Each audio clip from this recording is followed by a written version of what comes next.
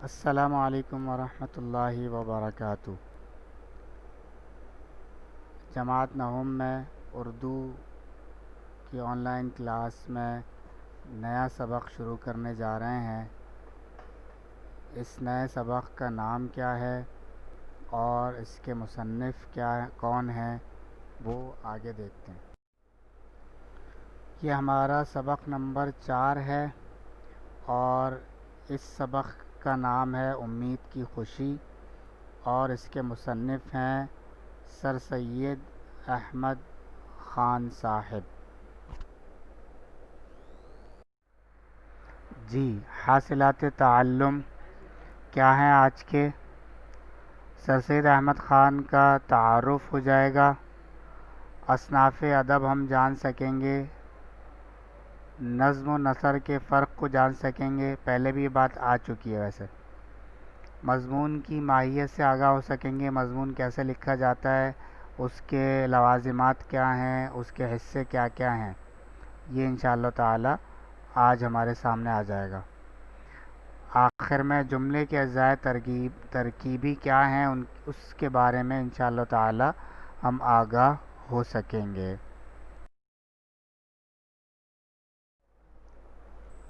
سر سید احمد اس سبق کے مصنف ہیں، ان کا تعارف ذرا دیکھ لیجئے۔ سر سید احمد خان 1817 میں دہلی میں پیدا ہوئے۔ ان کے آباء و اجداد مغل بادشاہ شاہ جہان کے زمانے میں ہرات، یہ افغانستان کا ایک علاقہ ہے، وہاں سے ہندوستان آئے تھے۔ ابتدائی تعلیم اپنے نانا سے حاصل کی، عربی و فارسی ادب کا مطالعہ کیا، اپنے خالو مولوی خلیل اللہ صاحب سے عدالتی کام سیکھا۔ 1837 میں آگرہ میں کمشنر کے دفتر میں نائب منشی کی حیثیت سے فرائض انجام دینا شروع کیے۔ اپنی ادبی زندگی کا آغاز اپنے ہی ایک اخبار سید الاخبار سے کیا۔ ایک اخبار شروع کیا، پبلش کرنا شروع کیا، اس اخبار کا نام کیا تھا؟ سید الاخبار۔ دہلی میں قیام کے دوران آثار الصنادید نام کی ایک کتاب لکھی۔ 1857 میں تاریخ سرکشی بجنور، یہ اس نام کی ایک کتاب لکھی۔ بجنور ایک شہر کا نام ہے، اس کی تاریخ ہے اس میں۔ 1864 میں غازی پور میں سائنٹیفک سوسائٹی قائم کی۔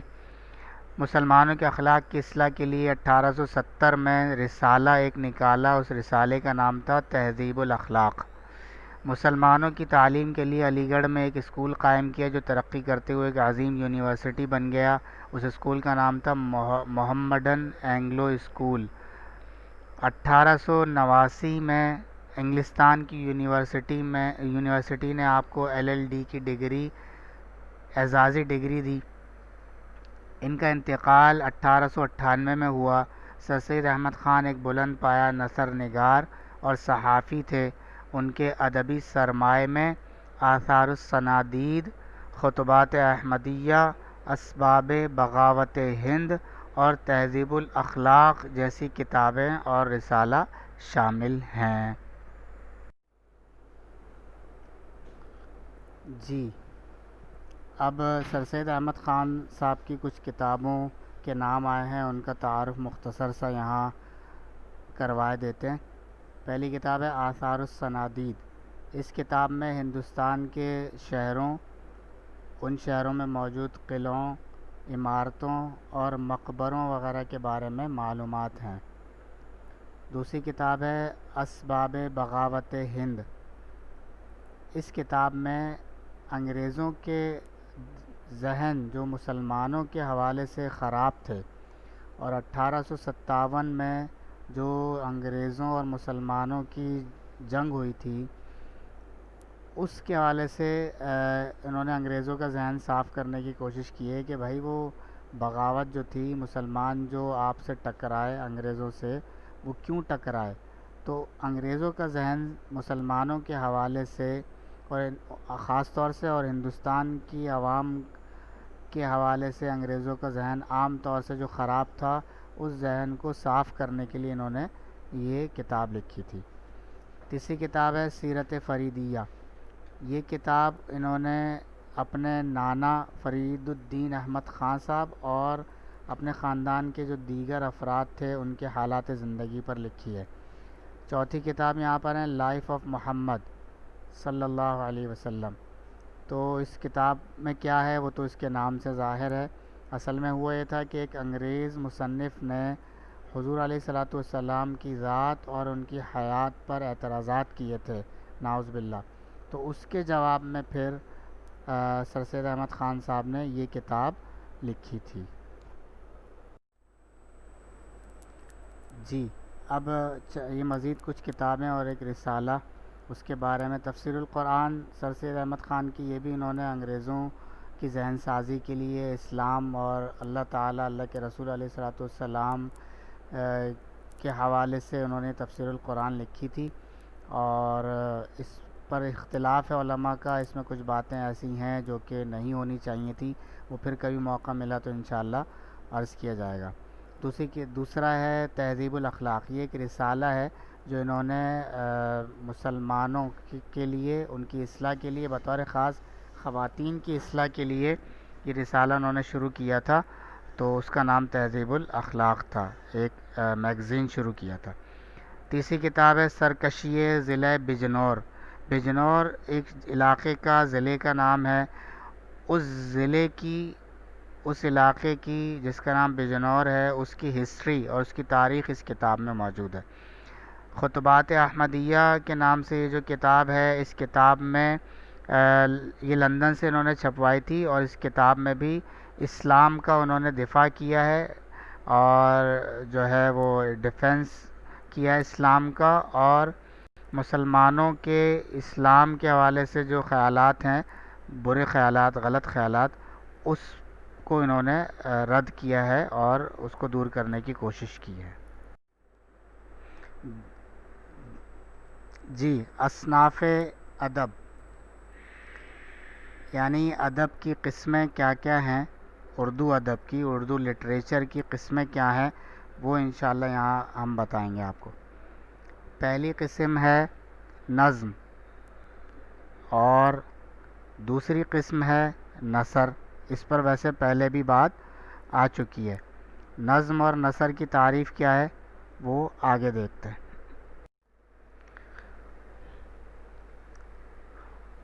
نظم کی تعریف: شاعری کے قواعد کے مطابق نپے تلے الفاظ میں لکھی ہوئی تحریر کو نظم کہتے ہیں۔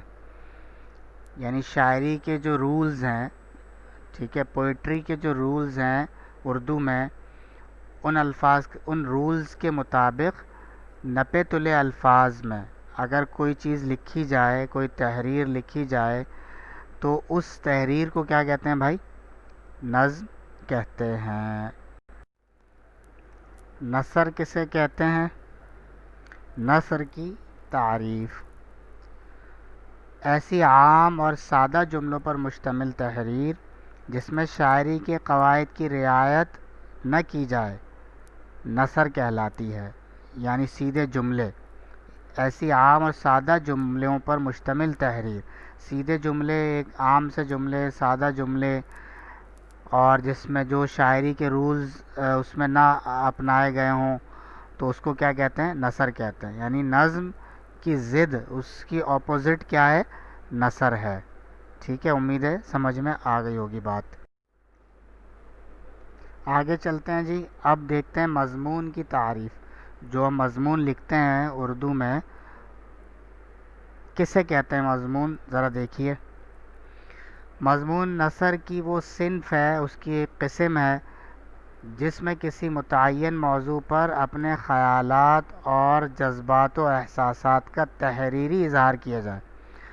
مطلب آپ کسی ایک موضوع پر، کسی ایک ٹاپک پر، جو آپ کے ذہن میں کوئی بات آتی ہے، باتیں آتی ہیں، آپ کے کچھ جذبات ہیں، احساسات ہیں کسی ٹاپک پر، وہ اگر آپ لکھ دیں کہیں، تو اس لکھ کر لوگوں کے سامنے پیش کریں، تو اس لکھنے کو، اپنے خیالات، جذبات اور احساسات کو لکھنا اور لکھ کر اس کا اظہار کرنا، یہ کیا کہلاتا ہے؟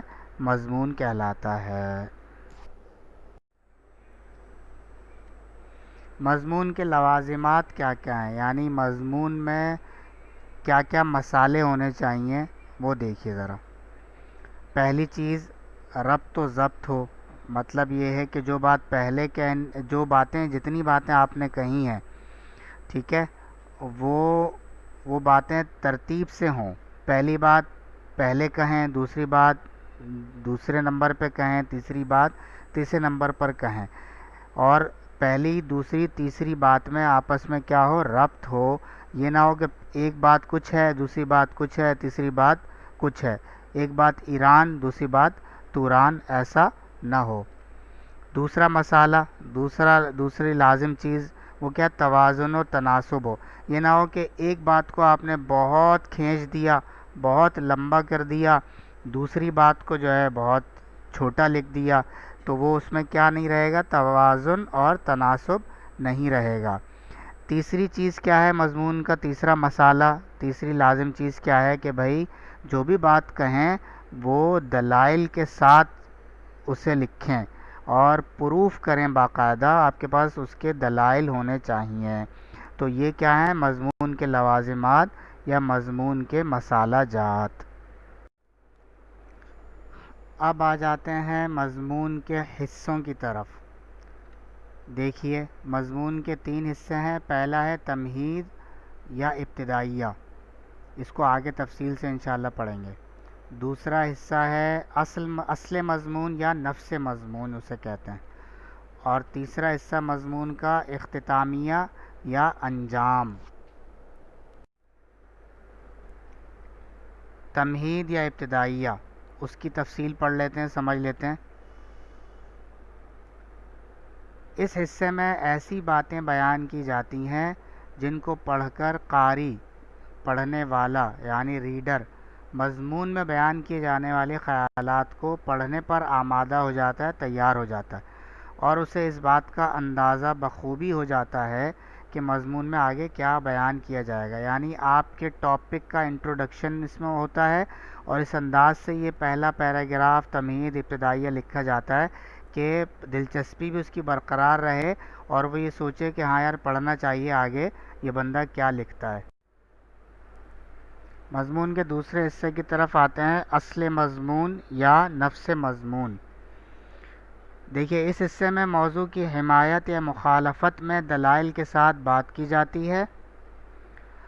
اس میں کئی پیراگراف ہو سکتے ہیں، ایک پیراگراف میں ایک بات ذکر کرنی چاہیے، ٹھیک ہے جی۔ اصل جو ٹاپک ہے ہمارا، اس پہ جو ہم بات کریں گے وہ اس دوسرے حصے میں بات کریں گے، اور دلائل کے ساتھ پروف کریں گے اپنی بات کو، ٹھیک ہے۔ اور اس میں ایک پیراگراف 2 3 اس سے زیادہ بھی ہو سکتے ہیں، اور ایک پیراگراف میں ایک بات کہی جائے۔ مضمون کے آخری حصے کی طرف آتے ہیں جس کا نام ہے اختتامیہ یا انجام۔ اس حصے میں ان باتوں کا خلاصہ نچوڑ پیش کیا جاتا ہے جن کو اصل مضمون میں بیان کیا جا چکا ہے۔ اس کے علاوہ نفس مضمون میں بیان کیے جانے والے خیالات سے برآمد ہونے والے نتائج کو بھی بیان کیا جاتا ہے، تاکہ قاری کی تشفی ہو جائے اور کسی قسم کی تشنگی اس کے ذہن میں باقی نہ رہے۔ یعنی یہ بالکل آخری حصہ ہوتا ہے مضمون کا۔ آپ نے جو دوسرے حصے میں اپنے ٹاپک پر جو دلائل دیے ہیں اور اس کو واضح کیا ہے، اس کا نچوڑ خلاصہ آخر میں پھر بیان کرنا چاہیے، اور اس طرح سے بیان کرنا چاہیے کہ آپ کی بات مکمل ہو جائے، پڑھنے والا یہ نہ سوچے کہ یار کیا مطلب کیا ہوا، مطلب نتیجہ کیا نکلا، کیا کہنا چاہ رہے تھے یہ صاحب، ایسا نہ ہو۔ ان کی جو نا تشفی ہو جائے اور ان کی تشنگی باقی نہ رہے۔ آج کی کلاس کے جو مقاصد ہم نے طے کیے تھے، اس کی آخری بات، جملے کے اجزائے ترکیبی کیا ہوتے ہیں، یعنی جملہ کن کن چیزوں سے مل کر بنتا ہے، کیا کیا اس میں حصے ہوتے ہیں، پارٹس جملے کے کیا کیا ہوتے ہیں۔ پہلا ہوتا ہے اسم، دوسرا حصہ ہوتا ہے فعل، اور تیسرا ہوتا ہے حرف۔ بعض دفعہ اسم اور فعل صرف 2 بھی ہو سکتے ہیں، بعض دفعہ فعل اور حرف بھی ہو سکتا ہے، بعض دفعہ اسم اور حرف بھی ہو سکتا ہے، ٹھیک ہے۔ اس طرح سے بہرحال جملہ جو بنتا ہے وہ ان حصوں سے، ان پارٹس سے مل کر بنتا ہے۔ جملے کے اجزاء پر بات کر لیتے ہیں۔ پہلا جز ہم نے بتایا تھا حصہ جس سے جملہ بنتا ہے، وہ ہے اسم۔ کسی بھی شخص، جگہ یا چیز کے نام کو اسم یا انگریزی میں ناؤن کہتے ہیں۔ مثلا احمد ایک شخص کا نام ہے، کراچی ایک جگہ کا نام ہے، کتاب ایک چیز کا نام ہے۔ تو یہ احمد، کراچی، کتاب، یہ کیا ہوئے؟ اسم ہوئے۔ تو یہ احمد پورا جملہ نہیں ہے بلکہ جملے کا ایک پارٹ ہے، ایک حصہ ہے۔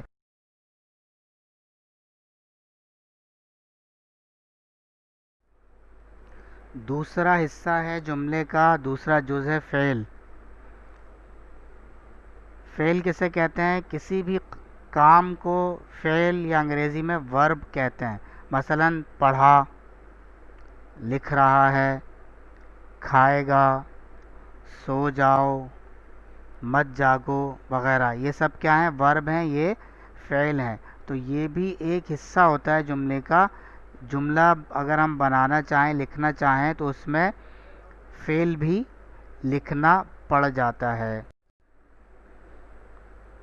جملے کے تیسرے حصے کی طرف آتے ہیں، اس کا نام ہے حرف، جز۔ جملے کا ایک جز حرف ہوتا ہے۔ کیا تعریف ہے؟ دیکھیے، وہ لفظ جو تنہا اپنے پورے معنی نہ دے بلکہ اسموں، فعلوں یا دو جملوں کے ساتھ مل کر اپنے پورے معنی ظاہر کرے، حرف کہلاتا ہے۔ حرف اپنا معنی تو رکھتا ہے، جیسے میں کہوں اوپر یا پر یا، تو یہ حرف ہے، اس کا ایک مطلب ہے، لیکن صرف اس سے بات نہیں بنتی بلکہ اس کے ساتھ کچھ اسم ہونے چاہیے یا کچھ فعل ہونے چاہیے یا جملوں کے درمیان میں یہ آتا ہے، تو پھر مل کر کیا بن جاتا ہے بھائی؟ جملہ بن جاتا ہے اور بات مکمل ہو جاتی ہے۔ اسم کے ساتھ بھی حرف آتا ہے، فعل کے ساتھ بھی حرف آتا ہے، اسم اور فعل دونوں کے ساتھ بھی حرف آتا ہے۔ بعض جملوں میں اسم اور فعل حرف تینوں ہوں گے، بعض میں فعل اور حرف ہوگا، بعض میں اسم اور حرف ہوگا۔ اس طرح سے جملے بنتے ہیں۔ ٹھیک ہے، امید ہے بات سمجھ میں آ گئی ہوگی۔ انشاءاللہ تعالی اگلے لیکچر میں ملیں گے۔ السلام علیکم ورحمۃ اللہ وبرکاتہ۔